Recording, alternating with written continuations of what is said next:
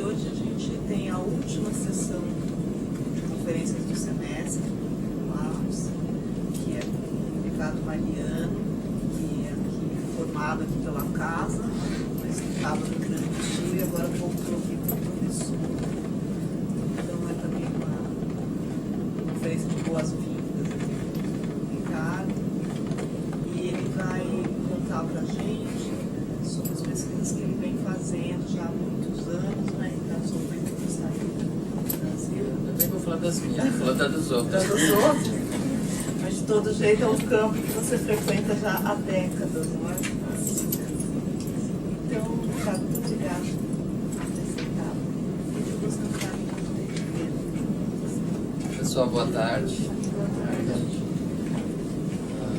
Fiz uma série de anotações aqui, eu vou seguir porque senão o tempo se esvai, eu posso correr o risco de fazer uma apresentação errática, que eu não quero. Pentecostalismo no século XX é a vertente cristã mais influente do cristianismo no planeta. Esse é o primeiro dado. O outro segmento influente seriam os carismáticos. A América Latina é a religião em que o pentecostalismo mais se expandiu no mundo ao longo do século XX. E nessa região o Brasil se destaca. No Brasil, esse movimento religioso já completou um século em 2010 e já conta com mais de 30 milhões de adeptos. É difícil saber o número preciso, mas mais de 30 milhões. O pentecostalismo, além de ter transformado o panorama e o campo religioso brasileiro nas últimas décadas, tem contribuído também, e isso é bastante controverso, para reconfigurar a esfera pública nacional por meio de seu crescente ativismo político, partidário e eleitoral e sua intensa ocupação dos meios de comunicação de massa no Brasil. E além dos vários conflitos em que ele vem se envolvendo. Ele não, quer dizer, certas igrejas, certas lideranças, certos parlamentares pentecostais. Por isso mesmo, tornou-se um dos fenômenos religiosos mais estudados no Brasil por sociólogos e antropólogos da religião nas últimas décadas. Para dar uma ideia disso, um pequeno exemplo, num período de apenas 6 anos, de 95 a 2001, foram defendidas 40 dissertações de mestrado, 16 teses de doutorado, 11 no Brasil e 5 no exterior, sobre a Igreja Universal do Reino de Deus, só sobre ela, nesse período bem curto. Então, claro que a Igreja Universal é uma das igrejas que mais atrai a atenção dos pesquisadores, da imprensa, de leigos em geral, de outros grupos religiosos, mas 40 dissertações de mestrado num espaço tão curto e 16 teses de doutorado é algo que impressiona. Vou falar um pouquinho dos dados censitários. Eu não sei se eu estou falando com especialistas aqui ou não, mas vou falar um pouco dos dados censitários. Entre 80 e 2010, os católicos declinam de 89,2% da população brasileira para 64,6%, queda de 24,6 pontos percentuais. No mesmo período, os evangélicos saltam de 6,6% da população para 22,2%, um salto de 15,6 pontos. Os pentecostais foram os principais responsáveis pela expansão evangélica no Brasil. Não são as igrejas protestantes históricas ou aquelas que o IBGE chama de evangélicas de missão, mas sobretudo as igrejas pentecostais, não o seu conjunto, algumas delas que foram responsáveis por esse crescimento acelerado, avassalador, vertiginoso do pentecostalismo no Brasil. Entre 80 e 2000, os pentecostais dobraram de tamanho a cada década, passando de 3,9 milhões em 80 para 8,8 milhões em 91, para 17,7 milhões em 2000. Eles não conseguiram dobrar para 2010. Eu vou falar um pouco disso mais à frente. O último censo demográfico revelou que o conjunto dos evangélicos cresceu 5 vezes mais que a população brasileira entre 2000 e 2010.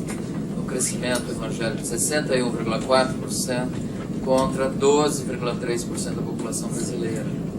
Então eles ampliaram seu rebanho em 16 milhões de adeptos, né, nesse período de uma década, saltando de 26,2 milhões para 42,3 milhões de adeptos.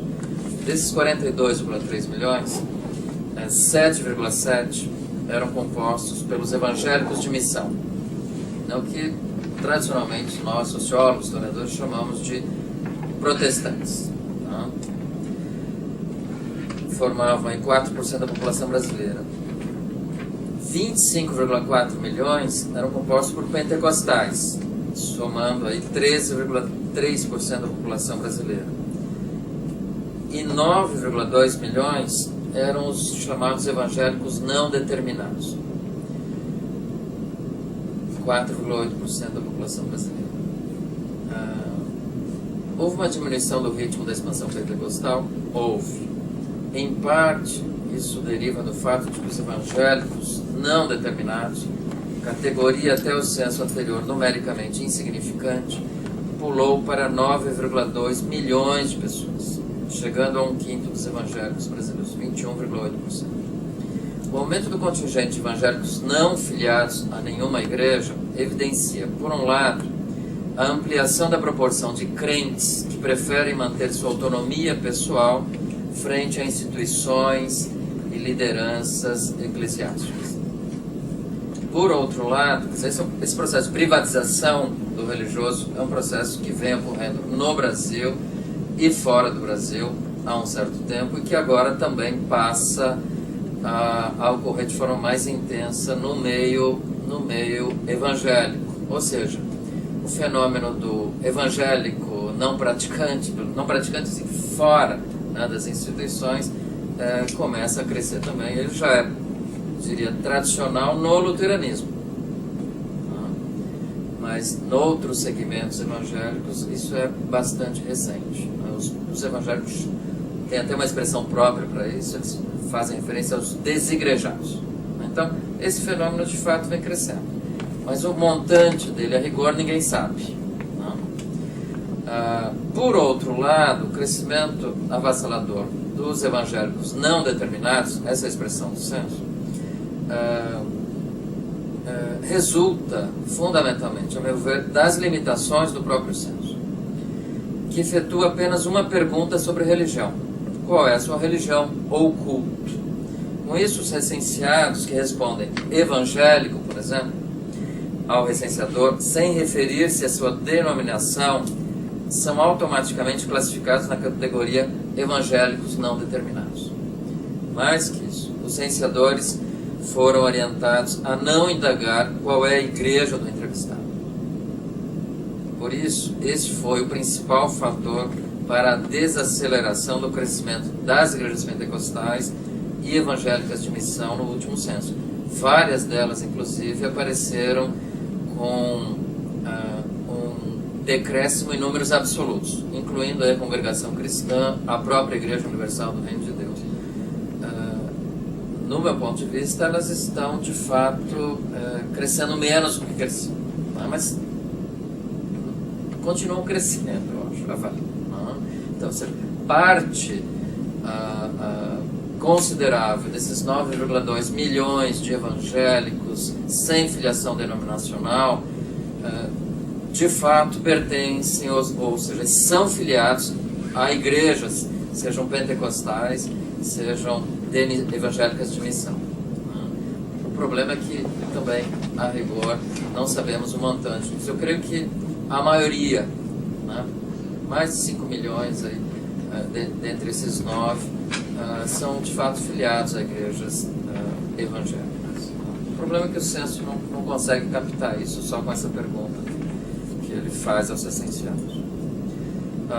Quanto ao perfil socioeconômico, o censo de 2010 reiterou que os evangélicos de missão mantêm-se com níveis de renda e de escolaridade superiores à média nacional. Ou seja, os protestantes têm renda e escolaridade superiores à média. A média é baixa, mas eles pertencem a um segmento mais claramente de classe média.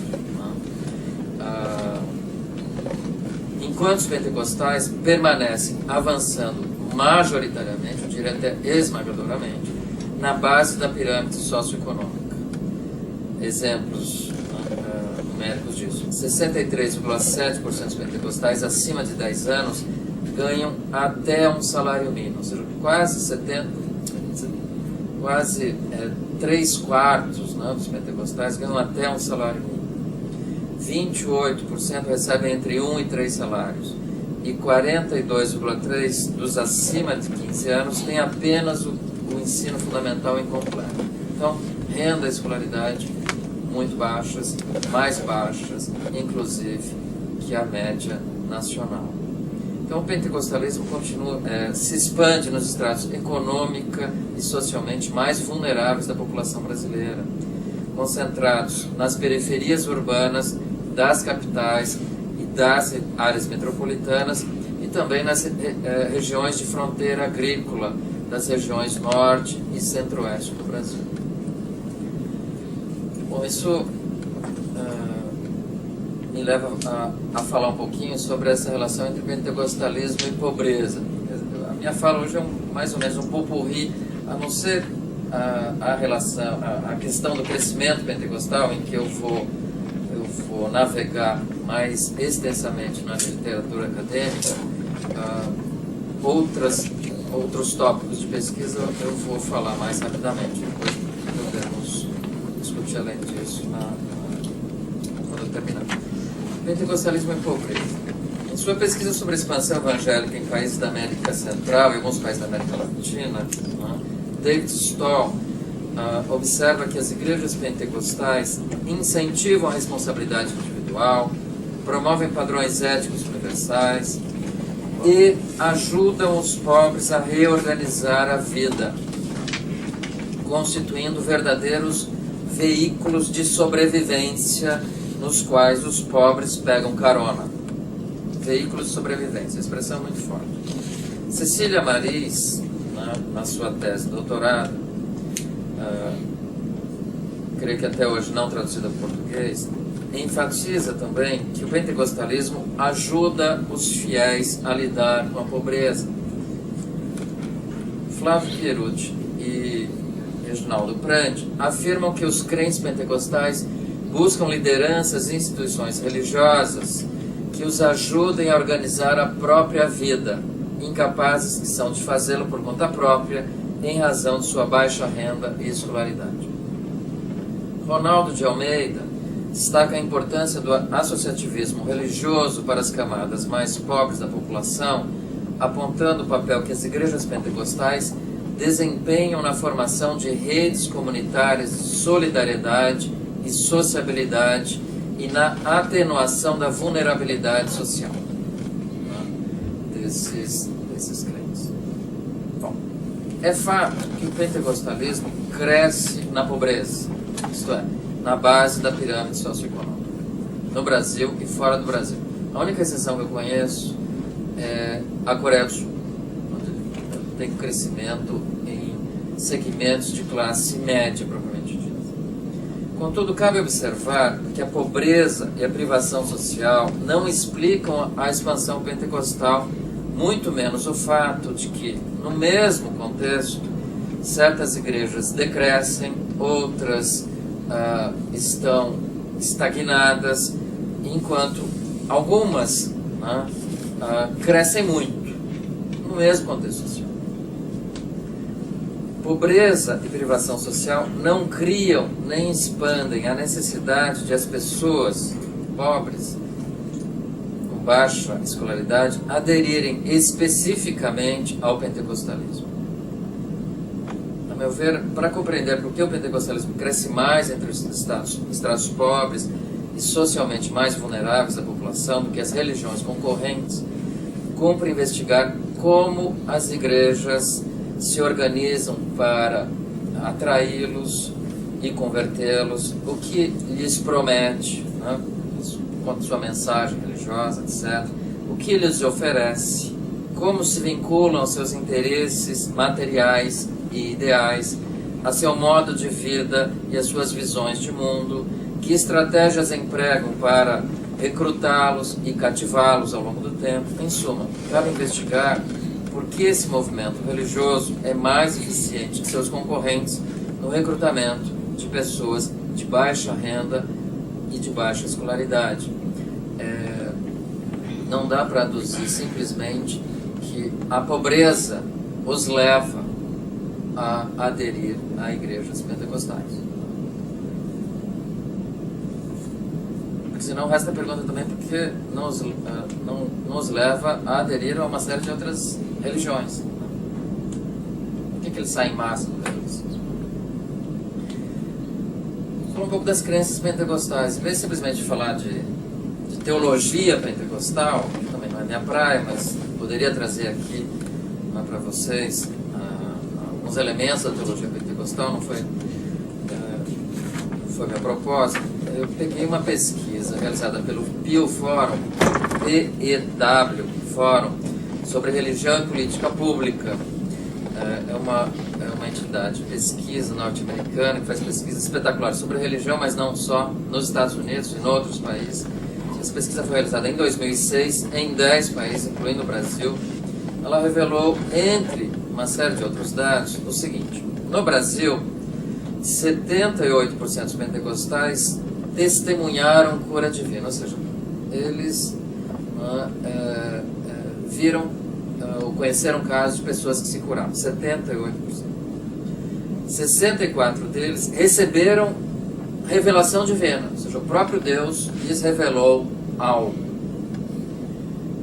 80% experimentaram ou testemunharam exorcismos. 81% afirmaram que a Bíblia deve ser lida literalmente, palavra por palavra. 76% afirmaram que a homossexualidade nunca pode ser justificada. Nos 10 países pesquisados, os pentecostais creem mais em milagres que os carismáticos e outros grupos cristãos. Mais de 80% deles creem que antes de o mundo chegar ao fim, eles serão resgatados e levados ou arrebatados ao céu. No Brasil, 65% dos pentecostais defenderam que os grupos religiosos, incluindo o deles, devem expressar suas visões sobre questões políticas e sociais. Ou seja,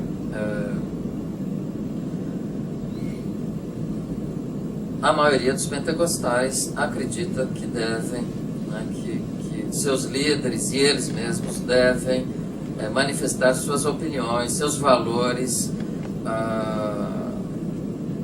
e suas propostas políticas na esfera pública. Então acabou claramente aí o quietismo ou apolitismo pentecostal típico até fins dos anos 70 no Brasil.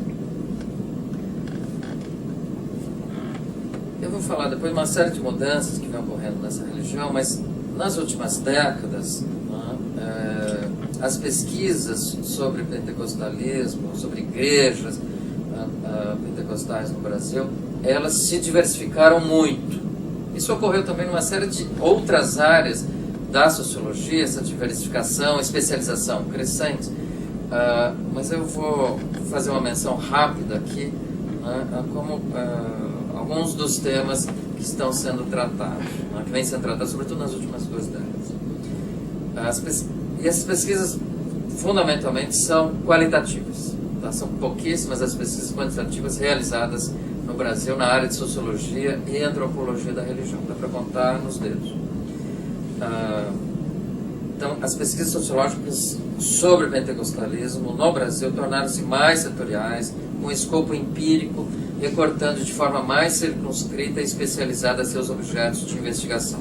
Nos anos 90, por exemplo, afloraram debates sobre a relação metodológica do pesquisador com o seu objeto de pesquisa.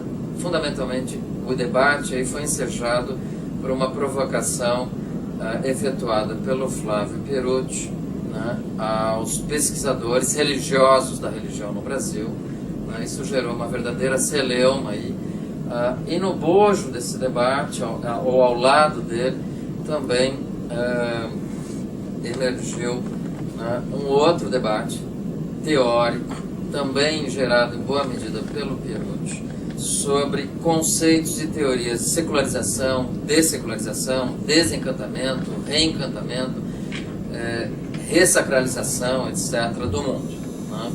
Foi um debate teórico importante que marcou a sociologia da religião e a antropologia também, em boa medida, nos anos 90, e que assumiu uma outra configuração na última década, na virada do milênio, né, quando os pesquisadores passaram a discutir cada vez mais essa relação entre religião, política, igreja, Estado, o secular e o religioso, sobretudo a partir dessa categoria da laicidade. Né? Então, essas pesquisas da laicidade, em certa medida, retomam, né, algumas questões em torno da secularização, mas sem fazer menção direta à secularização ou descartando teoricamente de imediato, em muitos casos, sobretudo por parte dos antropólogos, né? Sociólogos nem tanto. Destacam-se também as pesquisas sobre a ocupação pentecostal da esfera pública, estrito senso, a sua rivalidade com grupos seculares, diversos, sobretudo feministas e homossexuais, mas não só, a sua oposição à descriminalização do aborto, à legalização do aborto, a criminalização da homofobia, a união civil de homossexuais, a pesquisas científicas com o uso de células tronco-embrionárias e por aí vai. Outro ponto aí que se destaca, não tanto entre sociólogos e antropólogos da religião, acho que é em menor grau, mas sobretudo pelo pessoal da comunicação, a atuação pentecostal na mídia eletrônica, né? Nos mercados editorial e fonográfico, né? O gospel como movimento não, como um empreendimento econômico e como uma atividade cultural importante, crescente, que invadiu inclusive espaços seculares, né? Ou seja, os CDs gospels, os DVDs gospels não vendem simplesmente nas igrejas evangélicas, vocês encontram em quaisquer lugares, e também programas populares, Faustão, Xuxa, quando existia programa da Xuxa, e por aí afora. A transnacionalização de igrejas brasileiras é um tópico também de pesquisa importante nos últimos anos. A intolerância desse grupo religioso aos cultos de matriz africana. Um outro tema também, a influência da adesão ou conversão pentecostal. Há um debate também teórico sobre se é conversão propriamente dita ou é melhor falar em adesão, né? Mas a influência dessa adesão ou conversão pentecostal sobre as relações de gênero, a ressocialização de apenados, a dependência química, a ética da poupança e do trabalho, a saúde física e mental, entre outros temas. Então houve uma fragmentação, uma especialização crescente aí nos estudos do pentecostalismo. Então é pentecostalismo em gênero, pentecostalismo política, isso. Agora alguns começam a pesquisar pentecostalismo e movimento negro e por aí afora. Algumas mudanças. A Ângela mencionou que eu ia falar das minhas pesquisas, eu não me propus a isso, mas o meu mestrado foi sobre mudanças, né? Quando eu fui, me deparei com o campo de pesquisa, né? E depois fui criar essa categoria neopentecostal, né? Ela representava uma subcorrente no interior do pentecostalismo que era responsável por uma série de mudanças litúrgicas, estéticas, teológicas, em termos de valores e assim sucessivamente. Mas há N mudanças que estão ocorrendo, há pesquisadores que chegam inclusive a falar, e eu às vezes também uso essa expressão, falar em pentecostalismos no plural, não como um movimento unificado, mas pluralizando esse movimento, dada a magnitude das transformações pelas quais ele vem passando. Então, esse movimento estende, né, o seu domínio religioso nas periferias das regiões metropolitanas, ainda isso cresce avassaladoramente. Desde a pesquisa Novo Nascimento, realizada no início dos anos 90, no Rio de Janeiro, né, já se percebia, quando eles contaram o número de igrejas templos ou congregações evangélicos, sobretudo pentecostais, nas periferias, né, comparados com os templos católicos, já era uma diferença avassaladora. Eu até procurei o número hoje, mas não achei. Mas era quase que na casa de 10 por 1. E esse fenômeno só se expandiu. Ou seja,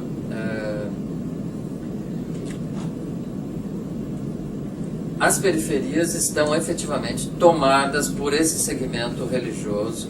A presença católica é muito rarefeita, sobretudo, estou falando da presença institucional da Igreja Católica. Ela é muito rarefeita nas periferias pobres, nas favelas, enquanto que os pentecostais ampliam crescentemente seu domínio nessas áreas. Mas eles também avançam em segmentos de classe média. Então é preciso deixar claro isso. Há igrejas pentecostais, ou se quiser chamar de neopentecostais, algumas delas, claramente com perfil mais classe média baixa, mas classe média. O pentecostalismo também tornou os cultos crescentemente mais emotivos, espetaculares e musicais, verdadeiros espaços de lazer, entretenimento e efervescência coletiva, para usar uma expressão do Durkheim. Disseminou grupos, igrejas e entidades para-eclesiásticas que evangelizam, reúnem jovens e atletas, casos da Bola de Neve, Atletas de Cristo, Surfistas de Cristo, Cowboys de Cristo, entre outros. Difundiu o evangelismo musical através de gravadoras, bandas, shows, baladas e bares gospel. Formou grupos e organizações proselitistas para empresários e profissionais liberais. Investiu na construção de megatemplos, na ocupação do espaço público, em eventos de massa, caso, por exemplo, das marchas para Jesus. Ao mesmo tempo, adotou novos formatos organizacionais, como as igrejas em células, baseadas em pequenos grupos e no discipulado pessoal. Abriu congregações em presídios e ampliou seu trabalho proselitista entre os encarcerados. Criou grupos de policiais, bombeiros, juristas, médicos, psiquiatras, psicólogos, psicanalistas, parlamentares, evangélicos, etc. Todos esses grupos e vários outros evangélicos, organizados, muitos em entidades. Formou blocos de carnaval para evangelizar na festa da carne. Cristãos e pentecostais criaram igrejas ditas inclusivas para abrigar LGBTs, casos de cristã contemporânea, comunidade cristã Nova Esperança e comunidade Cidade de Refúgio. Possibilitou até a inusitada formação de traficantes evangélicos em favelas do Rio de Janeiro, mas não só lá. Responsáveis, no caso do Rio, por expulsar pais e mães de santo e fechar terreiros em várias favelas cariocas. Por aí vai. Então, isso também o surgimento das modelos evangélicas, todo aquele estereótipo tradicional baseado nos usos e costumes de santidade, que o corpo feminino ele era totalmente protegido, ele seguia preceitos bíblicos muito fortemente demarcados. Em algumas igrejas ainda continuam seguindo. Isso vem mudando completamente. Coisa completamente exagerada, mas vem mudando aceleradamente. Eu volta e meia conto para alunos em sala de aula um exemplo de que eu conheci ao fazer pesquisa. O sujeito me dizia que igrejas, por exemplo, com a Assembleia de Deus, ali nos anos 60, tinha um porteiro na porta do templo que verificava se as mulheres estavam usando meias, além de ter que usar um vestuário completo, tudo fechado, sem demarcar o corpo, sem deixar as curvas aparecerem, sem nenhum traço de sensualidade, até mesmo o tornozelo feminino não podia aparecer. Bom, isso muda completamente. Isso sim, muda completamente. Relações de gênero, uma pincelada.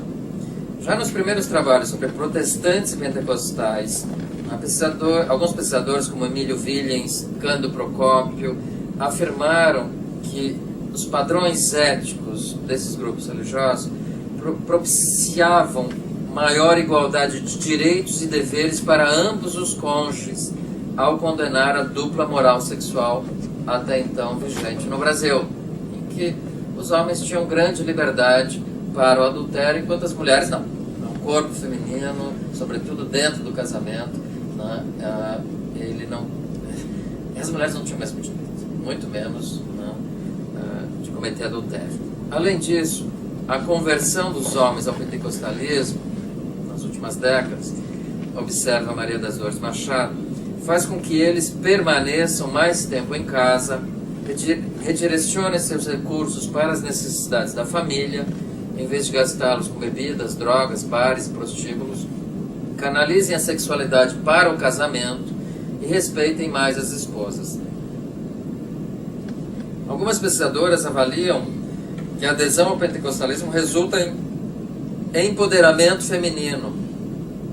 A expressão é essa. E algumas chegam a falar, inclusive, no solapamento do machismo. Eu acho exagerado, na minha opinião. Bom, o fato é que as igrejas pentecostais preservam preceitos bíblicos que defendem a assimetria nas relações de gênero, a submissão da esposa ao marido e o dever feminino de cuidar da casa, dos filhos e do cônjuge. Os homens continuam ocupando os principais cargos eclesiásticos, enquanto o pastorado feminino mantém-se relativamente limitado. Nas igrejas, as mulheres exercem, sobretudo, tarefas consideradas femininas e que configuram uma extensão das atividades domésticas do cuidado, como educação infantil, assistência social, aconselhamento, acolhimento de enfermos, etc. De todo modo, é preciso frisar também, né, que desde os anos 90, nos últimos 20 anos, cresce o número de mulheres pentecostais que se tornam pastoras, bispas, preletoras de eventos, líderes denominacionais, cantoras gospel de sucesso, parlamentares e assim sucessivamente. Então, no interior desse grupo religioso vem ocorrendo mudanças também consideráveis, mas paulatinas, em conformidade com as mudanças na sociedade abrangente. Vou falar um pouquinho de pentecostais e político, mas não vou me estender. Nos anos 70, Lalif de Pinel, um sociólogo suíço, acusava o pentecostalismo de omissão sexual é bom, de omissão social, de alienação, de ser uma força apolítica mais favorável ao passado e à ordem do que ao futuro. Entre aspas.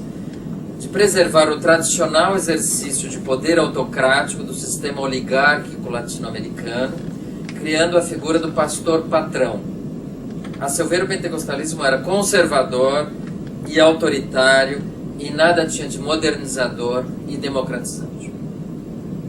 Eu mencionei o livro o Lalif porque ele, ao lado do Emílio Willens, foram os dois, eu vou falar mais à frente, os dois pesquisadores que conformaram em boa medida as pesquisas sobre pentecostais no Brasil realizadas nos anos 70. No prefácio do livro de Beatriz Muniz de Souza, chamado A Experiência da Salvação, Pentecostais em São Paulo, escrito em setembro de 1968, 3 meses antes da edição do AI-5, Procópio Camargo, para quem não sabe, foi presidente do SEBRAP, um importante sociólogo da religião no Brasil, mostra-se otimista em relação ao potencial político do associativismo pentecostal. Eu vou ler um trecho desse prefácio. As seitas pentecostais representam, não obstante se caracterizarem por intensa sacralidade, uma versão internalizada de religião. Internalizada aí significa que ela era mais reflexiva, que era uma religião mais consciente, etc., do que o modelo de religiosidade tradicional.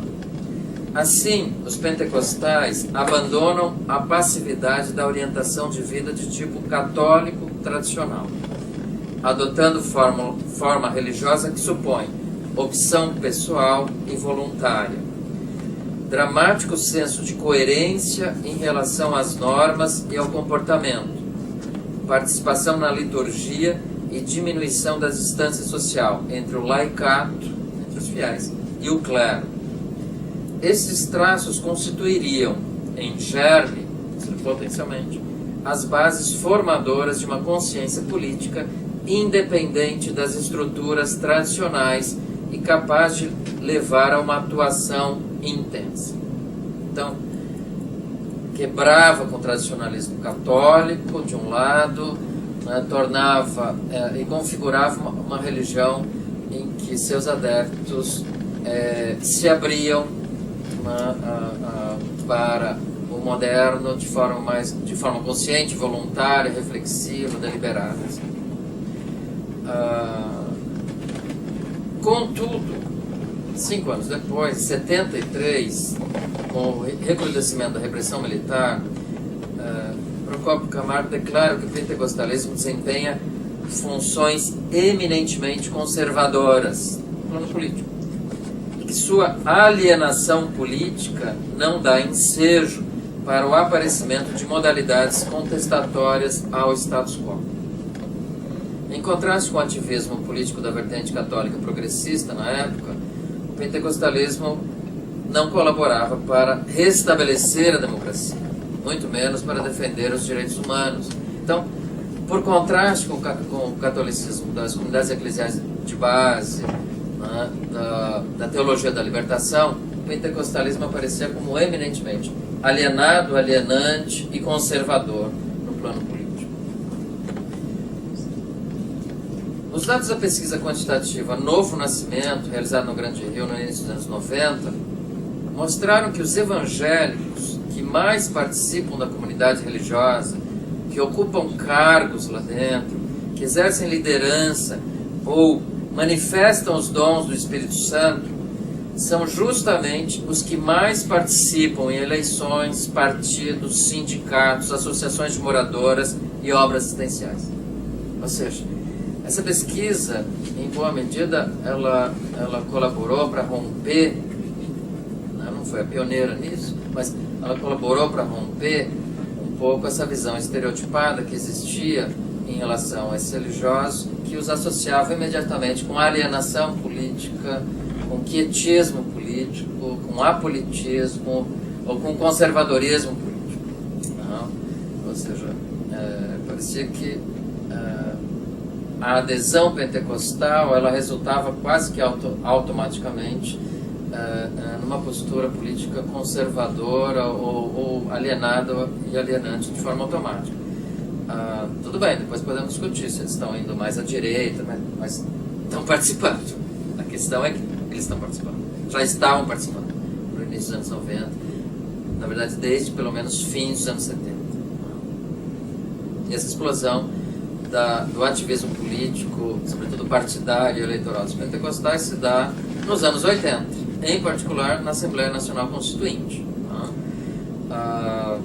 E uma das frentes de pesquisa da sociologia da religião no Brasil nos últimos 20 anos consiste justamente em investigar esse ativismo político, a fim de compreender seu impacto sobre as eleições, a laicidade estatal, os direitos humanos e os direitos de minorias sexuais, o impacto disso em certas políticas públicas e, de modo mais geral, sobre a democracia brasileira. Essas pesquisas, eu diria que elas são incipientes, há pouquíssimos cientistas políticos se dedicando a isso. A gente pode citar aqui rapidamente o Joanildo Buriti, que é um anglicano, então ele tem essa dupla filiação, uma filiação religiosa, claro, protestante, liberal, mas é um bom cientista político. A Simone Bon, que fez alguns, sabe, 2 ou 3 artigos no máximo, pegando pesquisas quantitativas de eleições presidenciais. Aqui na ciência política da USP tem alguns um mestrando, um doutorando pelo menos, mas isso ainda é muito incipiente na ciência política. E os antropólogos não dão, são pouquíssimos, os antropólogos interessados em pesquisar isso. Então, o grosso das pesquisas, não são muitas, estão a cargo dos sociólogos da religião brasileira. Teorias e pesquisas sobre o crescimento pentecostal. O tempo está correndo. O grosso do que eu preparei para falar com vocês é justamente o que eu vou falar agora. Então talvez provavelmente eu tenha que cortar um pouco senão a gente não vai ter muito espaço. A Ângela também dá aula às 7h30, então o nosso máximo, o período máximo aqui vai até 7h30. Então eu tenho que tomar um pouco de cuidado com o meu tempo. Se me deixarem falar, isso é um perigo. No final dos anos 60, os sociólogos Christian Lalif d'Epinay, sociólogo suíço, e Emílio Williams, alemão, e o Williams morou aqui no Brasil e trabalhou aqui no Brasil, de 31 a 49, investigaram o pentecostalismo chileno e brasileiro, respectivamente, e delimitaram abordagens, núcleos temáticos das pesquisas efetuadas sobre esse movimento religioso no Brasil e na América Latina ao longo de pelo menos os anos 70. Esses estão entre os melhores trabalhos realizados no pentecostalismo no Brasil e na América Latina, até hoje. Tá? São trabalhos que eu considero entre os melhores já produzidos. Tá? Não obstante os problemas que eles apresentem na leitura que a gente faz hoje. Tá? Mas eles são trabalhos pioneiros e muito importantes. Ambos inspiraram, por exemplo, os trabalhos de Cândido Procópio Ferreira Camargo e de Beatriz Muniz de Souza sobre o pentecostalismo no Brasil. Todos esses pesquisadores, inclusive os brasileiros, defendiam que os processos de mudanças sociais, culturais e econômicas ocorridos a partir da década de 30 no Brasil, mas não só no Brasil, no Chile também, como a industrialização, a urbanização e a migração rural intensa para as grandes cidades e capitais, provocaram uma situação de anomia em parte dos migrantes e dos estratos pobres da população.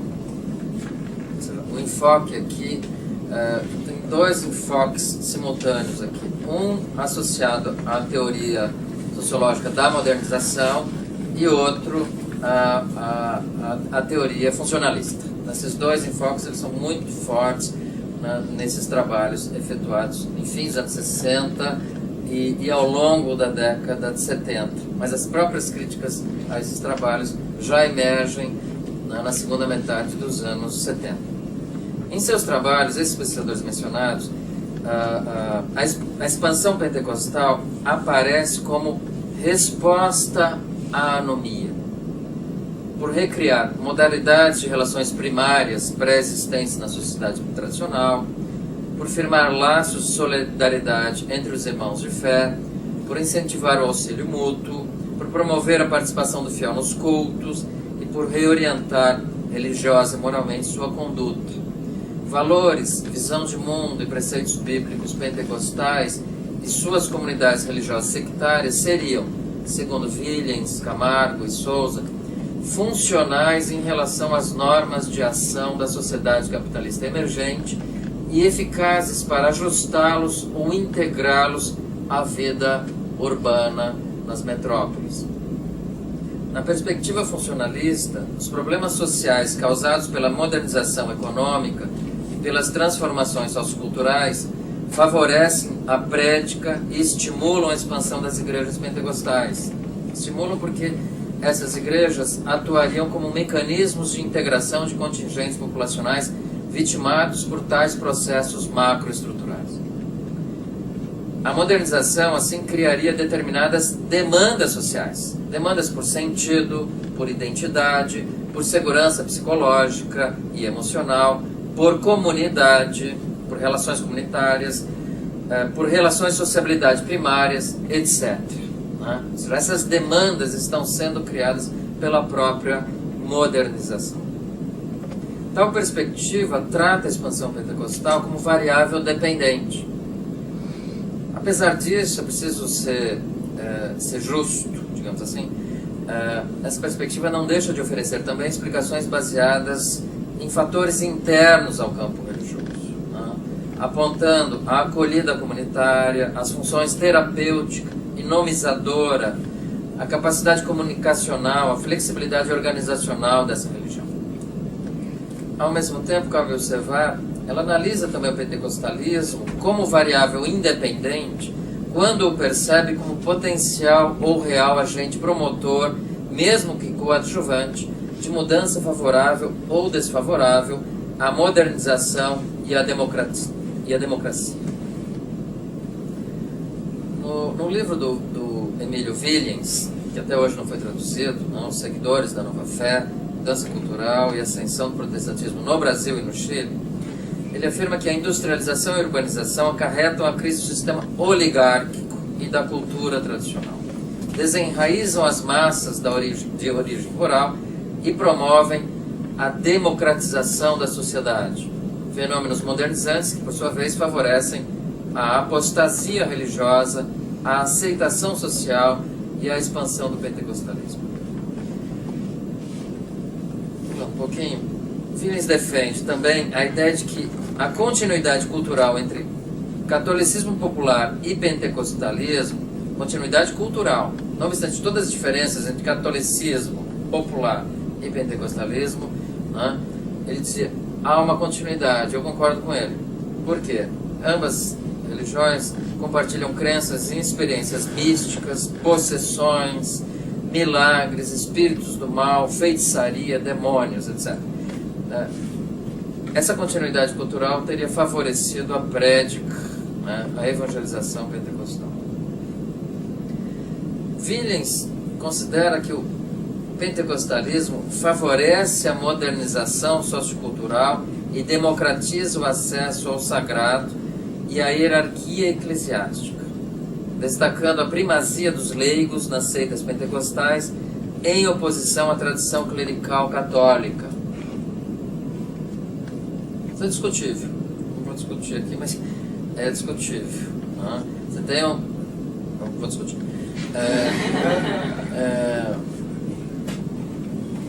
Se não tem propriamente uma tradição clerical, como no catolicismo, você tem, na maioria das igrejas pentecostais, um autoritarismo pastoral bastante elevado. Uma verticalização do poder enorme.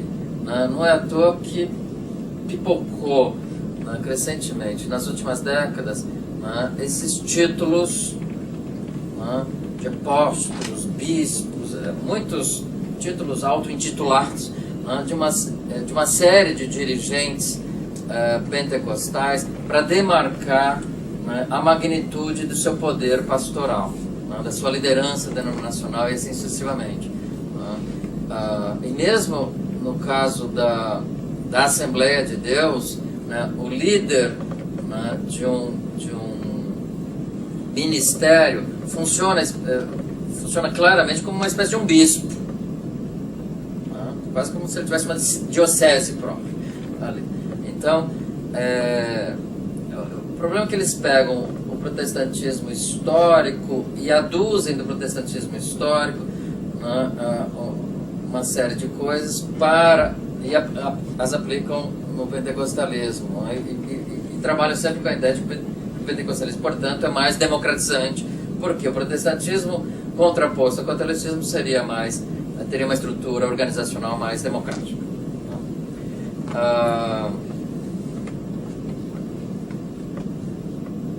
Villens esboça, contudo, uma imagem negativa dos pentecostais. Afirma que eles têm orgulho de serem incultos e despreparados para qualquer tarefa intelectual. De fato, o anti-intelectualismo no meio pentecostal era muito forte décadas atrás, sobretudo o anti-intelectualismo no plano teológico. Mas dizer que eles têm orgulho de serem incultos e despreparados para qualquer tarefa intelectual é um pouco forte demais. Eles não cultivam ideais de avanço econômico e profissional. Eles são indiferentes ou antagônicos aos progressos educacionais e contentam-se meramente com a capacidade de ler a Bíblia. Sua avaliação sobre as aspirações educacionais, econômicas e teológicas desses religiosos não correspondem à realidade atual. E, a meu ver, é provável também que elas estavam equivocadas no passado, tais avaliações, visto que o autor, paradoxalmente, menciona que a conversão pentecostal reflete aspiração a uma vida melhor e a procura de uma respeitabilidade pequeno-burguesa. Bom, isso conflita fortemente com o que ele acabou de dizer, né? E também por uma busca de distinção social, que se nota, por exemplo, em seus trajes usados nos cultos, né? Que as mulheres vão praticamente como se fosse a um casamento, né? Os homens de terno e gravata. Sabe o que é andar de terno e gravata, né? Para quem mora nos bairros muito periféricos, nas favelas, morros, etc., é um signo de distinção evidente na Brasil. Lolive D'Épinay, na sua obra também clássica, O Refúgio das Massas, ele considera que o pentecostalismo, em contraste com o sacerdotalismo católico, fornece a todo fiel acesso às forças sobrenaturais e abre caminho a cada um para as funções dirigentes. Isso não é verdade, sobretudo no caso das mulheres. Não? Mas, mais uma vez, o D'Épinay, diferentemente do Williams, que era somente sociólogo, o D'Épinay tinha o pé na teologia protestante. Ele afirma que o pentecostalismo ajuda o converso a livrar-se de vícios, sobretudo do alcoolismo, restaura a família e ensina uma forma de ascetismo, mas nega que tal ascetismo propicie poupança e valorização da atividade econômica, pois o crente pentecostal não parece dotado do espírito de empresa e de iniciativa. D'Épinay recusa a extrapolação da tese weberiana sobre a afinidade eletiva entre a ética protestante e o espírito do capitalismo para a América Latina e rejeita a ideia de que a mobilidade econômica individual possa aumentar a riqueza e transformar o desenvolvimento econômico nacional. Para Procópio Camargo, a expansão pentecostal aproveita bem tanto os efeitos perversos da modernização capitalista quanto a brecha aberta pela secularização da Igreja Católica ao longo da segunda metade do século XX, sobretudo depois do Concílio Vaticano II. A adesão ao pentecostalismo, a seu ver, constitui um mecanismo transitório de ajustamento e integração dessa população, desenraizada socialmente e marginalizada nas cidades. Mecanismo transitório porque, adepto da teoria da secularização, na Procópio era bastante weberiano, tal como Lolive D'Épinay, ele concebia que a consolidação da modernização, tanto no plano sociocultural como no plano econômico, reduziria o apelo pentecostal. O apelo de qualquer religião, como a pentecostal, como a umbanda, ou seja, religiões muito mágicas, muito dadas a milagres e coisas do gênero. Haveria espaço, num contexto crescentemente secularizado, para religiões secularizadas, mas não para religiões sacrais, como ele dizia. Era essa a noção que ele usava. O Lolive D'Épinay depois se arrependeu dessa posição, reverteu essa posição. Ou seja, essas religiões, do ponto de vista dele, poderiam continuar crescendo independentemente do avanço da modernização capitalista. Ainda nos anos 70, mas e também nos anos 80, pesquisadores passaram a criticar essa perspectiva funcionalista e a teoria da modernização presentes nessa interpretação. Rubens César Fernandes, por exemplo, que foi um antropólogo da religião bastante importante nos anos 70, critica os trabalhos de Williams e Lolive D'Épinay por não demonstrarem com dados empíricos a tese de que as religiões populares em expansão eram compostas sobretudo por migrantes. Ele enfatiza a existência de estratificações e redes de poder bem formadas no interior das favelas, em oposição ao pressuposto da anomia do migrante. Ressalta a superação da filosofia da história baseada no esquema evolucionista, do tradicional ao moderno. Questiona a aceitação, a crítica da equação catolicismo igual tradição, propriedade senhorial, patriarcalismo, sacralização da sociedade, de um lado, e de outro, protestantismo, modernidade, capitalismo, democracia, secularização.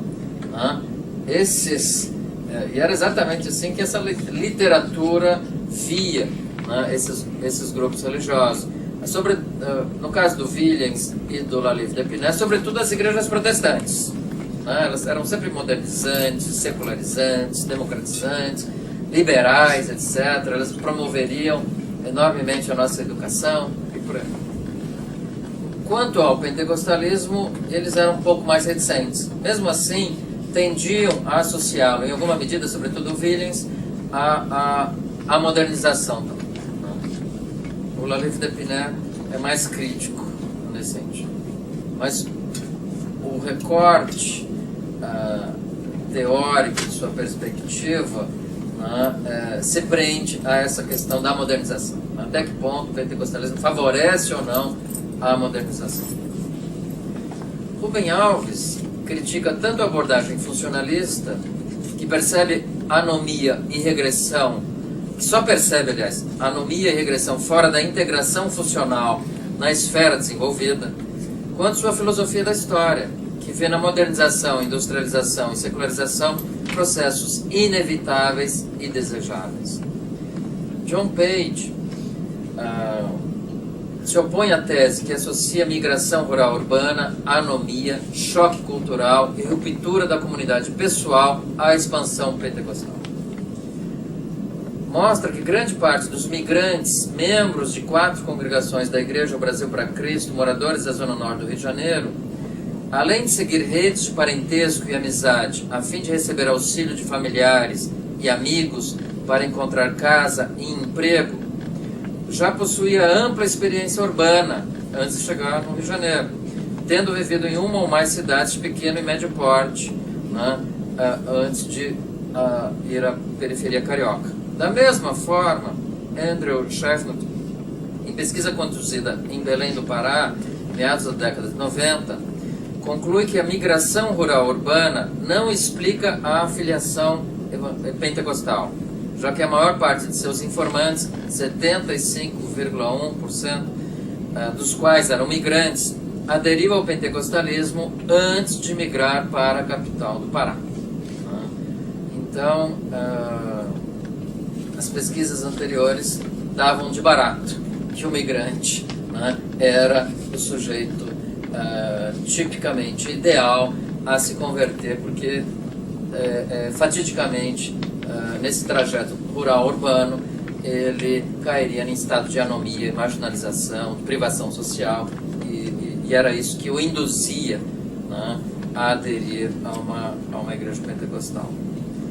Só para fazer menção a uma abordagem marxista, né, que é algo pouco típico na sociologia da religião que tratou do pentecostalismo, Francisco Artacho Rolim, né, em Pentecostais no Brasil, foi sua tese de doutorado, ele defendia que o pentecostalismo constituía, tal como na perspectiva funcionalista, uma resposta, né, mas a diferença é que é uma resposta a algo que é diferente. Resposta aos interesses de classe das camadas pobres, submetidas à dominação de classes, à opressão social e patronal e à exclusão social produzida pelo capitalismo. Então, mais uma vez, o crescimento pentecostal aqui aparece como uma resposta, né? Resposta por problemas causados pelo capitalismo. Então, esse tema da modernização é um tema dominante, né, nesses trabalhos clássicos sobre o pentecostalismo, em especial sobre a expansão pentecostal no Brasil. Só que a crítica a esses trabalhos foi feita já nos anos 70 e ao longo da primeira metade dos anos 80. Apesar disso, nos anos 90, sociólogos estrangeiros e sociólogos importantes, como David Martin e David Stoll, retomaram o núcleo central da tese sociológica que associa modernização, migração rural-urbana, anomia e conversão e expansão pentecostal. Traduzindo Línguas de Fogo, a explosão do protestantismo na América Latina, é outro livro importante que não foi traduzido.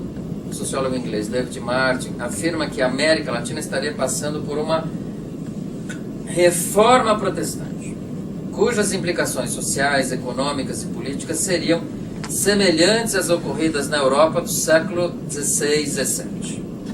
Posição defendida também por Peter Berger, no prefácio do livro de Martin, pois o pentecostalismo, a seu ver, do ponto de vista do Martin, difunde traços da cultura anglo-americana, entre eles princípios sociais fraternos, igualitários e democráticos, favoráveis ao desenvolvimento individual, cultural e econômico, em detrimento da organização social hierárquica, autoritária, machista e patriarcal da cultura latino-americana. Então, quando vocês assistem os filmes de Hollywood, né, das décadas passadas, em que os latino-americanos sempre aparecem embriagados, aparecem causando problemas, sobretudo quando eles estão lidando com os mocinhos, né, nesses filmes de faroeste, é mais ou menos esse o retrato, né, quer dizer, o moderno e o arcaico, né, o igualitário e o hierárquico, né, e por aí afora. Então, nessas análises isso está muito demarcado. E muitas vezes o arcaico aparece aqui associado ao catolicismo e esse moderno ao protestantismo. Né? O moderno aparece associado aos países anglo-saxões e o arcaico aos países de maioria católica.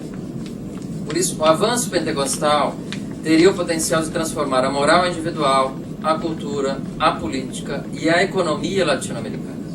Para Martin, essa religião desempenha na América Latina papel redentor, civilizador e modernizador. Perspectiva que reproduz o tradicional ideário missionário protestante de que sua missão salvífica é também uma missão civilizadora. Embora afirme que as evidências da relação entre pentecostalismo e sucesso econômico são recentes e fragmentárias, Martin defende que os indícios dessa correlação só não são mais visíveis porque a lógica cultural de participação, voluntarismo, autogoverno e iniciativa pessoal promovida pelo pentecostalismo encontra-se em estado latente nos países latino-americanos. O pentecostalismo desenvolve, em sua opinião, habilidades de expressão, oratória, organização, comunicação e liderança, estimula a participação, a iniciativa pessoal, o voluntarismo, cria estruturas terapêuticas, instituições educacionais e de lazer, inculca disciplina, ética do trabalho, sobriedade, pontualidade, honestidade. Vocês estão vendo aqui, lembrando o velho Weber quando está descrevendo ali o espírito do capitalismo.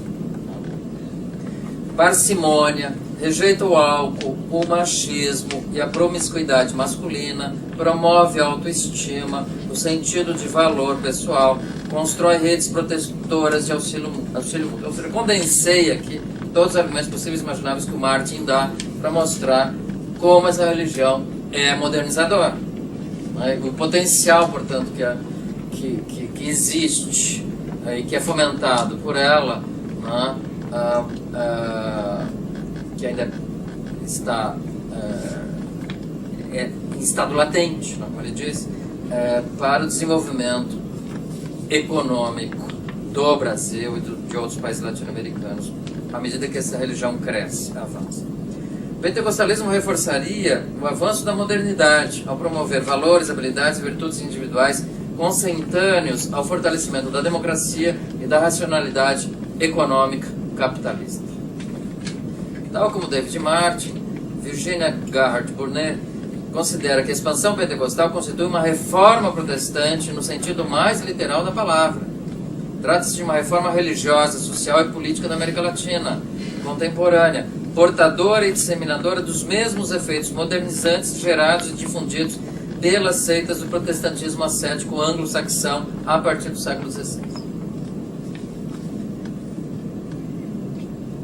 Num livro chamado Luta pelo Espírito, minha tradução, do David Lehman, antropólogo inglês, ele também considera que o pentecostalismo, embora fundamentalista, age como um catalisador da modernidade na América Latina e constitui extraordinário empreendimento de conquista cultural para tentar transformar a cultura popular brasileira e latino-americana ancoradas tradicionalmente no catolicismo.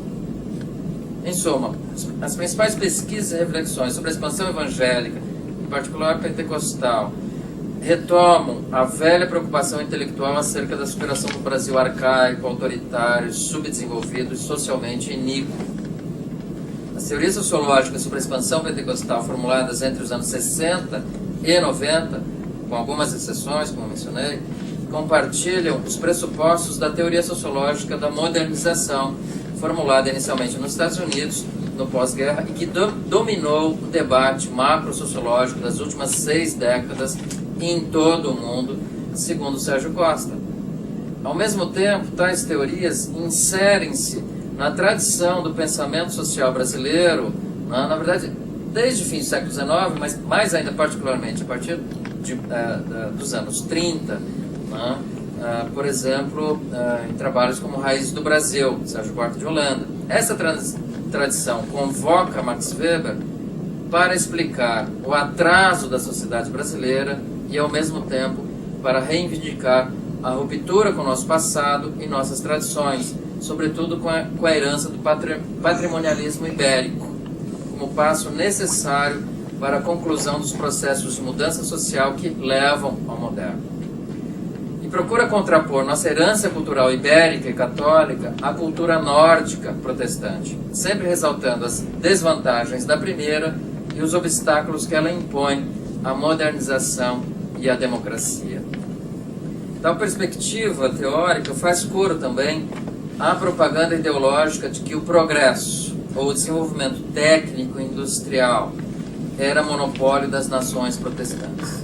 Tal propaganda foi difundida desde as primeiras décadas do século XIX no Brasil por missionários e negociantes protestantes de origem inglesa, norte-americana e alemã. E esteve presente também em debates parlamentares e na imprensa do Pequim, já nos anos de 1830, e era compartilhada por elevado número de políticos e intelectuais liberais brasileiros. Um de seus principais expoentes foi o escritor e deputado federal, deputado liberal alagoano Tavares Bastos, que patrocinou imigrações inglesa, americana e alemã, envidou esforços para dar proteção jurídica, política e policial aos missionários evangélicos contra os ataques e interesses institucionais do clero ultramontano. Defendeu a instituição do casamento civil e a ampla liberdade de culto e de propaganda religiosa, ao longo do século XIX para os protestantes. Então, essa ideologia protestante, que era muito forte, que também aparece no próprio trabalhos, na verdade, do Max Weber, era forte aqui no Brasil já desde o início do século XIX, mas ela também se fez presente, associada à teoria da modernização na sociologia, em boa parte dos trabalhos que pesquisaram o pentecostalismo dos anos 60 aos anos 90. Para pesquisadores brasileiros protestantes ou de origem protestantes, porém, nada resta da velha ética e das séries protestantes, promotoras da racionalização da conduta e da modernidade ocidental no nosso protestantismo brasileiro. Esses pesquisadores criticam seu conservadorismo teológico, sua ética pietista, acusam-no de adotar ética e mentalidade alienantes, conservadoras, fundamentalistas, dogmáticas, isolacionistas, autoritárias e passivas. O protestantismo ascético descrito por Weber nem sequer teria aportado no Brasil, segundo, por exemplo, o ex-presbiteriano Rubem Alves. E, segundo o próprio Rubem Alves, a virulência dos pesquisadores protestantes sobre o protestantismo brasileiro decorria do fato de que muitos deles, ou vários deles, foram reprimidos em suas igrejas durante a última ditadura militar. Então, esse conservadorismo teológico e político dessas igrejas que em grande medida apoiaram a ditadura militar e expurgaram os seus teólogos de esquerda, dos seminários e do pastorato, teria feito com que eles tivessem uma visão extremamente negativa sobre essa religião no Brasil. Alheios às avaliações dos pesquisadores seculares e protestantes sobre o protestantismo brasileiro, sobre os pentecostais, alguns investigadores consideram que o paradigma teórico da modernização engessou o debate e tornou pouco fecunda a pesquisa sociológica sobre a expansão pentecostal, seja no Brasil ou fora do Brasil, na América Latina também. Pablo Semán, um antropólogo argentino, por exemplo, conclama os pesquisadores do protestantismo a ultrapassar os limites reducionistas enfeixados pelo núcleo temático contido na relação entre o devir da modernidade e a esfera religiosa. Paula Monteiro, antropóloga aqui da casa e do SEBRAP, da mesma forma, critica o apego dos pesquisadores do campo protestante a essa simplificação, algumas vezes caricatural, de uma sociologia weberiana da modernização. Pablo Semán está batendo mais diretamente em David Martin, em David Stoll e em outros pesquisadores estrangeiros. Paula Monteiro está aqui num diálogo aberto e crítico com os trabalhos do Flávio Perucci. Bom, para terminar, uma última abordagem teórica que tratou do crescimento pentecostal no Brasil na década passada se baseou na teoria da escolha racional da religião. Esse é um dos nomes que ela assumiu nos anos 90. Foi formada nos Estados Unidos nos anos 80 e tem como seu principal expoente o sociólogo Rodney Stark. Então, essa perspectiva também se tornou uma espécie de uma chave heurística e analítica para a investigação da dinâmica do campo religioso e do crescimento institucional de grupos religiosos. E ela, fundamentalmente, eu estou resumindo muito, opõe-se à perspectiva sociológica que deriva o crescimento religioso de mudanças macroestruturais da sociedade, como fizeram as teorias funcionalista, marxista e da modernização em relação à expansão pentecostal no Brasil. Em seu lugar, essa perspectiva, teoria da escolha racional da religião, prioriza a investigação do que eles chamam da oferta religiosa e de sua maior ou menor regulação pelo Estado, relegando a segundo plano a investigação da religiosidade individual e de mudanças nas demandas religiosas, segmentos populacionais, resultantes de transformações socioculturais, econômicas e políticas. Sua ênfase analítica na oferta religiosa parte do pressuposto de que o destino dos grupos religiosos em campos religiosos desregulados pelo Estado, desregulados aí em que há separação entre igreja e Estado, ou em que imperam liberdade religiosa e pluralismo religioso, é, sobretudo, uma função de suas estruturas organizacionais, de seus representantes, de vendas, de seus produtos, de suas técnicas de marketing. Acima de tudo, a ênfase na oferta religiosa põe o foco na investigação do que as igrejas, no caso das pentecostais, fazem efetivamente para crescer, considerando-se que esse crescimento aí se dá num determinado contexto de regulação estatal da religião e verifica quais são os constrangimentos singulares propiciados pela liberdade dos agentes religiosos, pelo pluralismo e pelo mercado religioso. Assim, a pesquisa pode se concentrar em verificar o que essas igrejas fazem e se e como fazem e por que o fazem para enfrentar a concorrência, evangelizar, ampliar sua eficácia proselitista em certos nichos de mercado, segmentos, formar pastores e dilatar seu número, abrir novas frentes de missão e evangelização, aumentar o compromisso religioso dos adeptos, ajustar o discurso, a mensagem, os ritos religiosos a interesses e demandas dos leigos, aumentar e diversificar a oferta de bens e serviços mágico-religiosos, estender a captação de recursos, empregar técnicas publicitárias, estratégias de marketing e métodos modernos de gestão e organização. Bom, tal como as perspectivas teóricas anteriores, essa perspectiva teórica também padece de uma série de críticas teóricas. Eu vou mencionar algumas e encerro aqui para a gente poder ter um tempo para conversar. Vou mencionar algumas dessas críticas. Primeiro, ela desconsidera em boa parte mediações e constrangimentos sociais, culturais, políticos, institucionais e estruturais que influenciam, moldam e limitam as preferências e escolhas religiosas individuais e coletivas. Não dá para você focar, portanto, só no que as igrejas fazem. Há uma série de outras mediações, inclusive familiar, que são importantes e têm que ser levadas em consideração. Desconsidera a ação orientada por valores e o papel dos fatores afetivos, simbólicos e emocionais no desenvolvimento de identidades coletivas. Desconsideração orientada por valores, por quê? Porque, fundamentalmente, olha os indivíduos agindo com... tentando maximizar benefícios e minimizar prejuízos.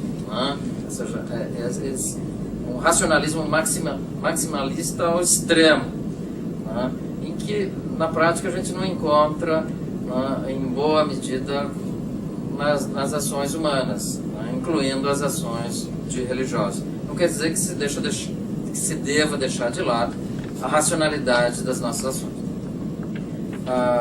Hipertrofia a racionalidade instrumental dos agentes religiosos, tratando crenças, práticas e compromissos religiosos como ações autointeressadas ou que visam tão somente maximizar benefícios pessoais. Ao mesmo tempo, um aspecto importante que eu não mencionei aqui é que trata o comportamento desses agentes como racional. Isso é algo importante, a meu ver, porque, sobretudo no senso comum, o tratamento dado aos agentes que aderem a grupos religiosos minoritários e objeto de hostilidade, repulsa, preconceito, etc., é sempre visto como algo irracional, e com muito preconceito. Então, ao conferir uma racionalidade à adesão e aos comportamentos religiosos, rompe um pouco com esses preconceitos, que eu acho interessante. Uma penúltima crítica. Seu enfoque restringe-se às economias religiosas dominadas por religiões congregacionais, que exigem exclusividade de compromisso de seus adeptos. Em muitos países, vamos pensar na Índia, por exemplo, até tem algumas religiões congregacionais, mas boa parte dos indianos não seguem um modelo congregacional. Então essa perspectiva teórica ela não se ajusta, sobretudo as religiosidades não congregacionais, que são mais típicas do Ocidente. Peca, por fim, pela parcialidade ao não incorporar como complemento de sua importância na análise a análise da demanda religiosa, para explicar o que se passa na denominada economia religiosa. Ou seja, uma série de fatores, inclusive, se quisermos, a pobreza, que são importantes aí para na configuração dessa demanda religiosa. Ou seja, as motivações e intenções dos agentes para aderir ou se converter a um determinado grupo religioso. Só obrigado, é isso.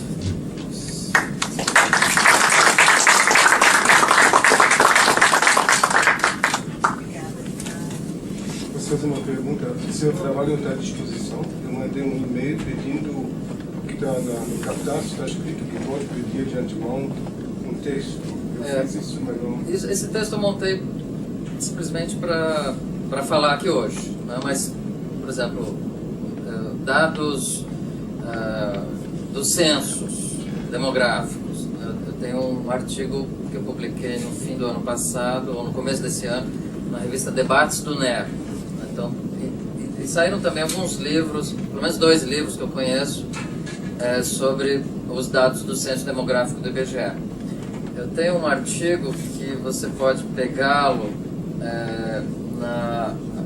daqui na página do Departamento de Sociologia da USP, entrando no meu nome ali, que aparece o professor Ricardo Mariano. Um daqueles artigos eu resumi consideravelmente aqui agora, sobretudo nessa parte final sobre a expansão pentecostal. Então, na verdade é uma espécie de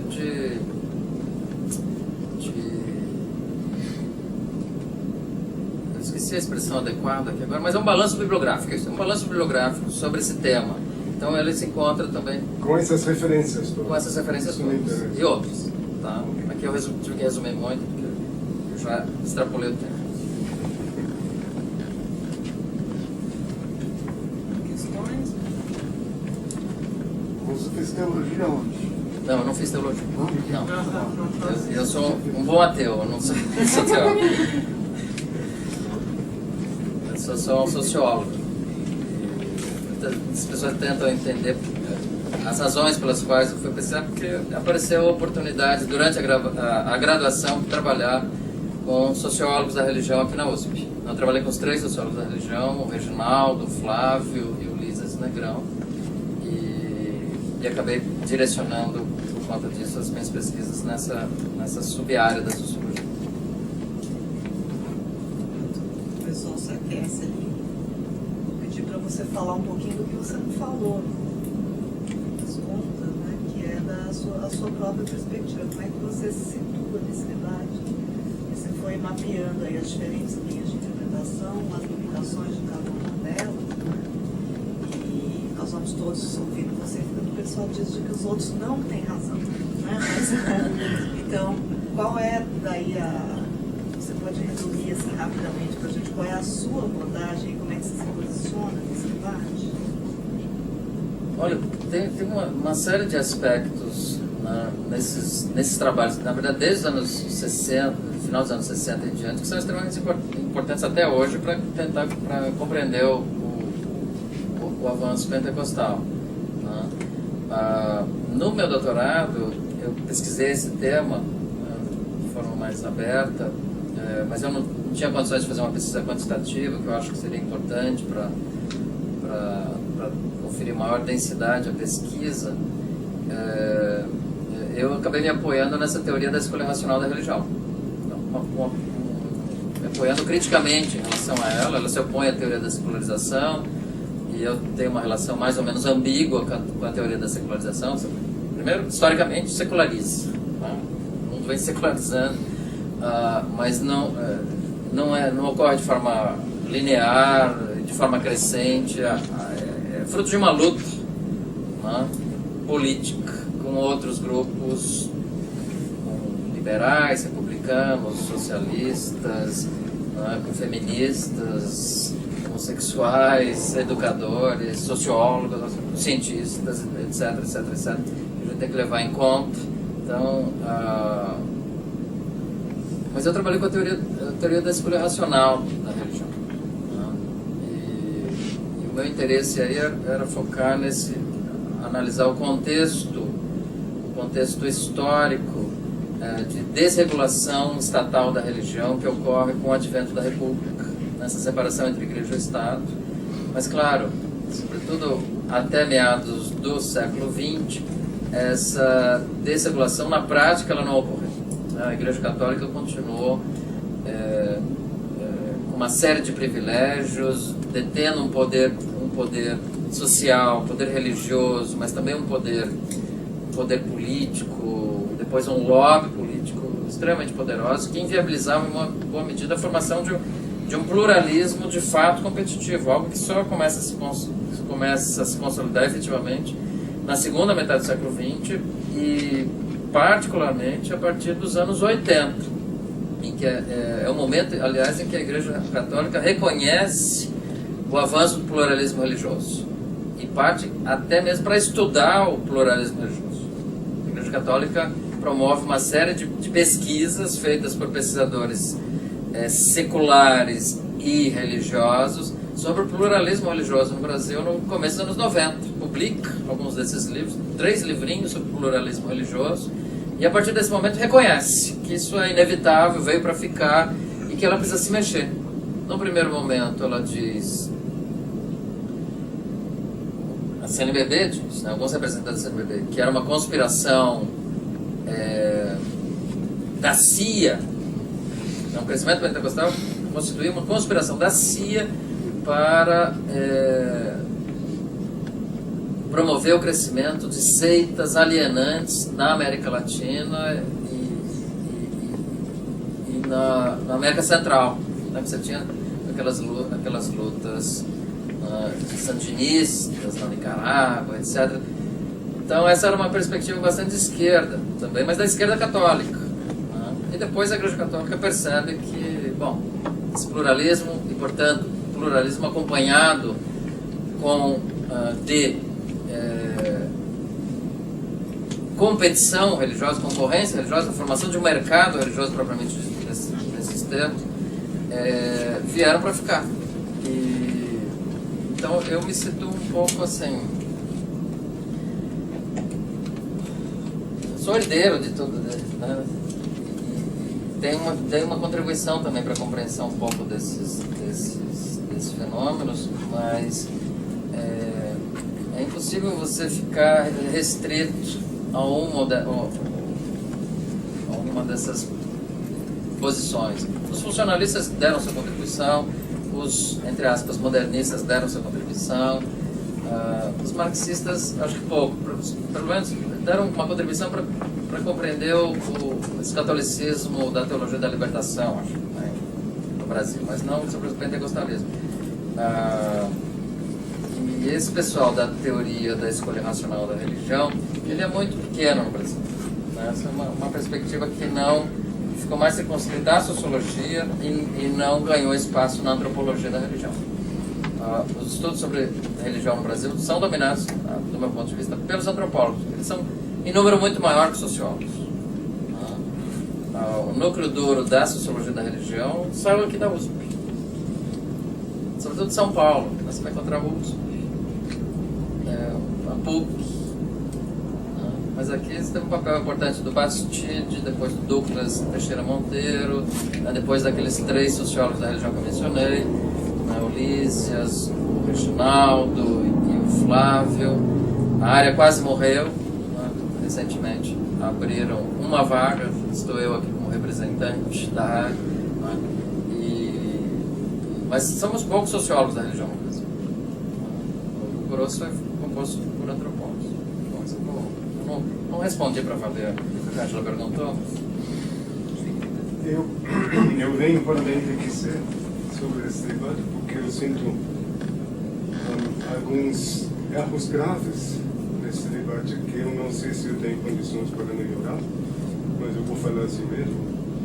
Eu fui educado protestante luterano na Alemanha e a primeira observação que eu gostaria de fazer é que a comparação do protestantismo no século XVI com o pentecostalismo não anda. Eu vou dizer por quê? Porque o protestantismo na Europa era uma religião da burguesia. Ficou popular porque a burguesia dominava as escolas, mas não é uma religião popular. Enquanto hoje em dia, no Brasil e em outros lugares, a burguesia não acredita mais em Deus. Quer dizer, não existe mais religião da burguesia. E não existe mais aquele protestantismo, a não ser em poucos grupos. No entanto, o pentecostalismo me parece, como no início da sua palestra nós chegamos atrasados, peço perdão, um autor que chama Pew, alguma coisa, fez a pesquisa sobre a motivação... É o Pew Forum, é uma entidade de pesquisa. Uma entidade. E a mim me parece que eu sinto muito a falta de teologia nesse debate. Não que eu queira provocar teologia no sentido tradicional, mas os valores, não se fala dos valores, muito pouco. Na sua palestra, só aquela parte fala de valores. Todo o resto não fala de valores. Quer dizer, por que essas pessoas aderem, com respeito aos valores das pessoas, nós não aprendemos desta forma. Eu aprendi pela vivência nas periferias, na família extensa, etc. Me parece, isso é outro erro no debate, que essas igrejas se restringem estritamente ao Antigo Testamento. O Novo Testamento quase não aparece. Só aparece com algumas citações onde o diabo está mencionado. O resto não interessa. Não interessa a mensagem de salvação do Novo Testamento. O que interessa é a relação vertical entre Deus e o diabo. Uma simplificação muito prática para o povo ignorante, que tem pouca escolaridade. Então, ao invés de chamar essas igrejas cristãs, e muito menos protestantes, era mais correto chamá-las de neo-judaicas. Falando da propriedade privada, essa é uma religião para pessoas que não têm propriedade privada, certo? Como a religião tribal do Antigo Testamento. Não existia propriedade privada individual. Então a religião não dizia respeito à opressão pela propriedade. A propriedade foi ignorada. O que existia era um eixo moral entre Deus e o diabo. Então, resumindo, eu nego que sejam religiões cristãs. Elas se referem a Cristo só como concretização de Deus, não como Salvador. E não são protestantes. Deixa eu ver se tem mais perguntas para juntar, porque daí já está quase no horário. Não, é só o primeiro gancho até da fala dele, que se de fato, quando se pesquisa pentecostais, a maior parte da bibliografia, não que também conheça muito, mas aparentemente também se foca muito na questão das estratégias e das práticas. E isso a despeito, às vezes, de um aspecto teológico, que leva a induzir a determinados tipos de leitura, de que isso, de fato, digamos assim, uma coisa é um postulado teórico de pesquisar as práticas, né? Para poder ver o que... Outra coisa é se a religião lá não tem teologia também, ou se de fato não é também a teologia um elemento muito importante para entender a conversão, a dinâmica religiosa. Ou seja, tem algo nessa mensagem, talvez, tem, né? O que eu queria resumir a respeito disso é assim: você tem dois movimentos que, por um lado, que o Ricardo mencionou, ou são escolhas aparentemente muito racionais e que giram em torno de interesses estritamente utilitários, né? Então as pessoas vão lá, é o mercado da fé, as pessoas vão lá, pegam os benefícios que preferem e depois vão embora. Ou, por outro lado, são elementos extremamente racionais que são ligados à ignorância, falta de claridade, assim, quase um processo, digamos assim, falta de cognição dessas pessoas para poderem aderir a isso.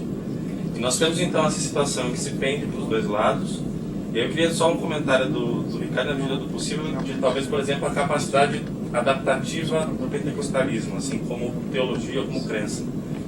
Assim, enquanto isso, talvez, não sei se é mencionado, mas mencionado aparentemente muito em segundo plano. Mais alguma questão? Sim.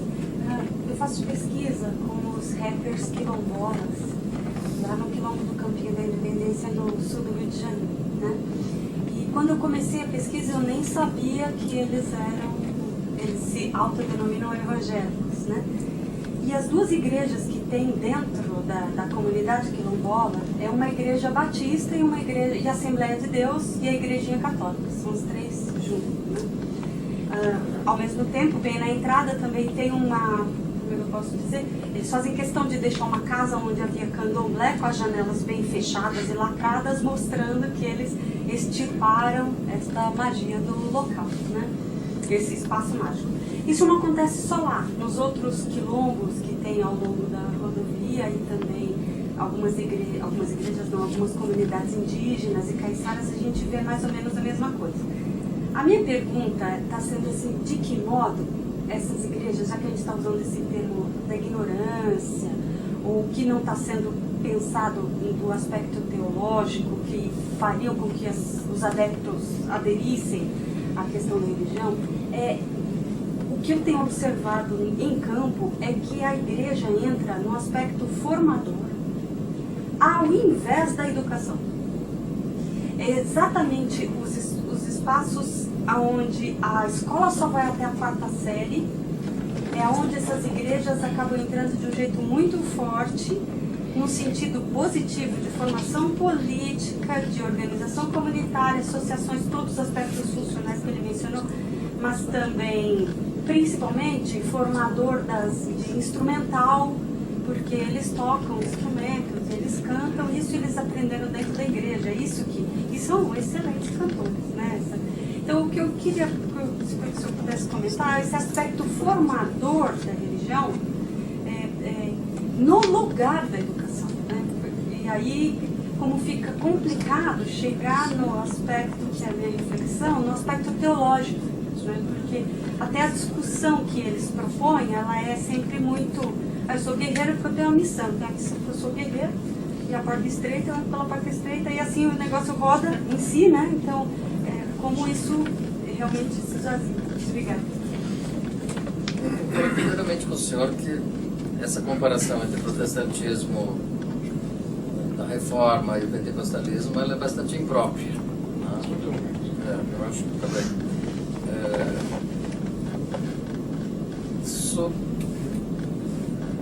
Essa posição de que essas igrejas não são cristãs, claro que é uma posição religiosa. Né? Então, eu não tenho nada a dizer sobre essa posição. No caso da Igreja Universal é muito evidente, né, esse retrato que o senhor constrói de que ela se apoia muito no Antigo Testamento, né, tem vários elementos judaicos. No caso da Igreja Universal, em uma outra igreja pentecostal, isso é muito evidente, né, empiricamente.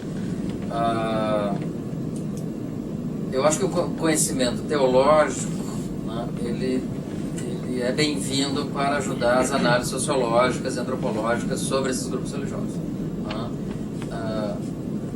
Mas há um problema.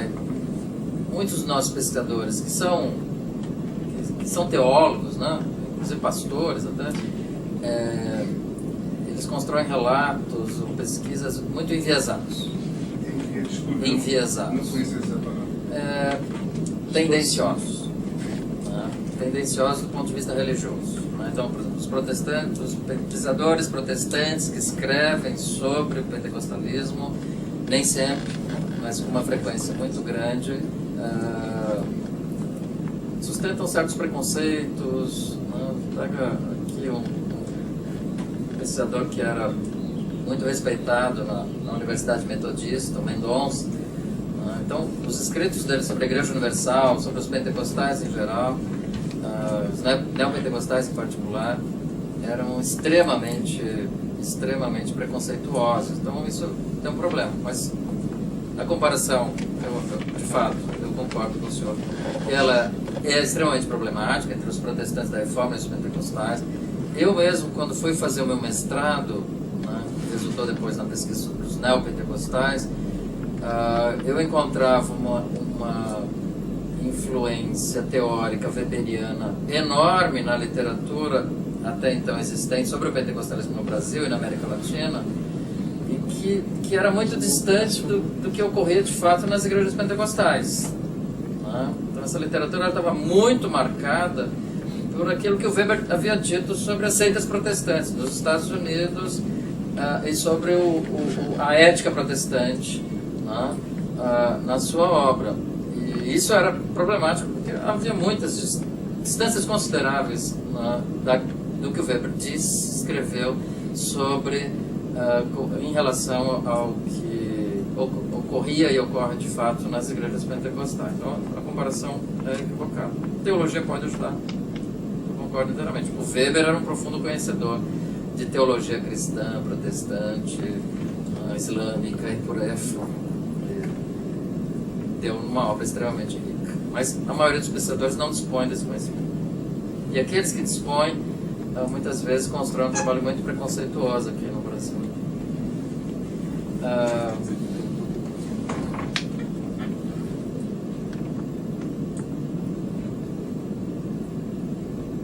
Essas igrejas têm uma capacidade adaptativa avassaladora. Todas elas. Não? Umas mais, outras menos. Mas a Igreja Universal, a Assembleia de Deus. Não? Algumas se aferram num tradicionalismo dogmático, como a Congregação Cristã no Brasil, a própria Deus e Amor, ou seja, eles têm um jogo de cintura extremamente limitado. Não? Mas isso por princípio bíblico, religioso. Não? Eles não querem saber de usar meios de comunicação de massa, sobretudo a televisão, não querem adentrar na política partidária, assim sucessivamente. Uma questão de uma leitura, uma determinada leitura religiosa, uma interpretação bíblica. Mas, de modo geral, essa capacidade adaptativa é imensa. Eu não acho que os trabalhos estejam propriamente divididos, assim, de um lado, autores tratando esses religiosos como irracionais e outros fazendo menção exclusivamente ou intensamente aos seus interesses utilitários. A literatura é bem mais rica que isso. Não sei se a minha fala deu a entender isso. Não, na verdade eu falei que as pesquisas de alguma maneira são lidas depois por outros autores, por outras pessoas e tal. Isso tende, digamos assim, neste meio religioso específico, nesse tipo de adesão, a um certo, enfim, uma interpretação desses trabalhos como... Um dos problemas de parte considerável das pesquisas é que o foco está nas lideranças, né? Então, nas estratégias das lideranças, né? Quando a pesquisa é feita com os adeptos, os devotos, os fiéis, né? Faz menos sentido falar em estratégias, né? Então depende de onde a pesquisa é feita, né? Se com a cúpula, com os dirigentes, ou se é na base, né? Porque em ambas você tem que tentar entender quais são suas motivações, as razões pelas quais as pessoas aderiram, tanto as razões que elas dão, quanto a análise sociológica, né, do perfil socioeconômico dessas pessoas, da sua trajetória pessoal, e assim, uma série de considerações que os sociólogos fazem para além daquilo que os atores dizem a respeito de si e das suas escolhas, né?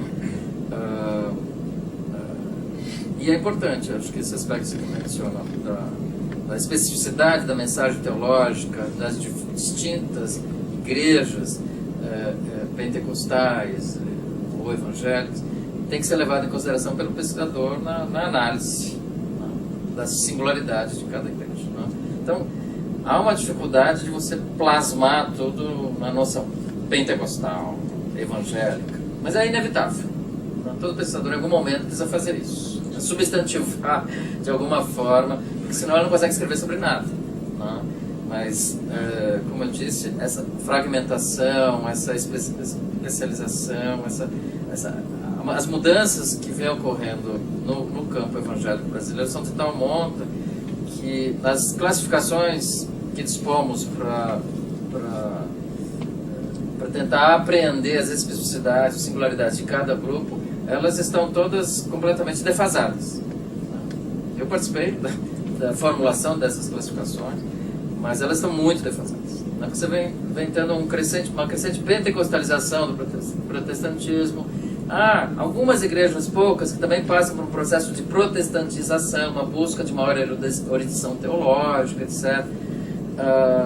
E por aí vai. Uma pentecostalização do catolicismo com o avanço carismático. Então, complexificou muito o campo religioso brasileiro, cada religião em particular, e o pentecostalismo sobretudo, né? Porque são miríades de igrejas, milhares de igrejas, né? De diferentes tamanhos. E tinha uma igreja que tinha um personagem chamado Vó Rosa, e a Vó Rosa era uma espécie de quarta pessoa da Trindade, né? Que era um personagem, uma entidade viva, que tinha morrido, tinha falecido. Bom, só para terminar, a Ângela precisa dar aula, e vocês também, os que têm aula, sobre os rappers quilombola. Eu fui também a uma banca de mestrado em Mato Grosso do Sul e eu conheci um grupo quilombola evangélico. Lá fui almoçar com eles, inclusive, etc. E então há outros por aí evangélicos, como muitos grupos indígenas evangélicos, né? A sua observação é correta, ou seja, essas igrejas elas atuam para além, elas provêm muito mais do que meramente uma formação moral ou religiosa, né, meramente religiosa, né? Então, você tem aí, na citação que eu fiz aqui do David Martin, né, vários daqueles aspectos de fato correspondem à verdade, isso, mas varia muito de igreja para igreja, né, claro. Então, você pega, por exemplo, o caso da Igreja Universal, com o seu grupo jovem. A Igreja Universal colocou seu grupo jovem para atuar no PRB. Eles são os militantes do PRB. São jovens, sobretudo homens, da Igreja Universal de Deus, no Brasil inteiro, que em período eleitoral, né, vão fazer campanha político-partidária, eleitoral, etc, etc, etc. Religião, só não é só religião. Né? A congregação cristã no Brasil é um celeiro de formação de músicos. Parte considerável dos músicos das nossas melhores orquestras do Brasil saíram da congregação cristã, que nos seus cultos tocam instrumentos clássicos. Então, já fui instrutor. Pois é, então, é verdade, né? Eu estou dizendo a verdade. Eles formam músicos, muitos músicos. Né? Essa coisa do ethos guerreiro é muito forte. Há uma associação, inclusive, com os traficantes evangélicos ou com os evangélicos traficantes. Esse ethos guerreiro, essas referências, né, ao Senhor dos Exércitos, né, as referências bíblicas, é muito forte na constituição dessa identidade extremamente paradoxal, né, que foi constituída, que vem sendo configurada recentemente, do evangélico traficante, ou do traficante evangélico. Como é que pode? Mas pode. Os mormons nos Estados Unidos têm N gangues de jovens mormons. É impensável, mas é verdade. Né? Então, essas coisas são possíveis. E o que essas igrejas fazem extrapola muito, meramente, essa formação de ordem moral, bíblica, religiosa. Então, obrigado. Muito obrigada, Ricardo. Obrigada a vocês.